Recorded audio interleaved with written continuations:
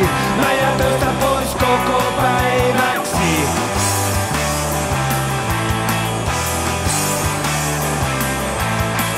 Pomo soittaa niinku vaimon alkuttaa. Viime viikollakin sorruin muka tähän samaan. Sano sille minne voit sä työntää pääs. Jos mä haluun vaimon otan sellasen.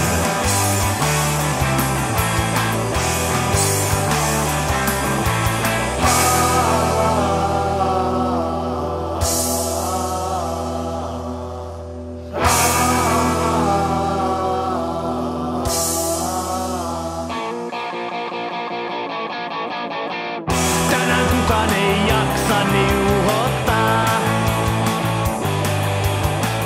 Joskus täytyy vaan antaa itselleen aikaa. Hyvä seuraaja, paljon juotavaa. Voisko duuni mulle tarjota parempaa?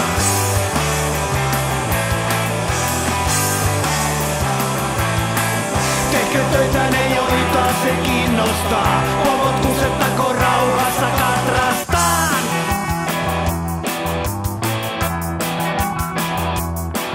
Pidä rokulipäivää, vietä sapattivuotta.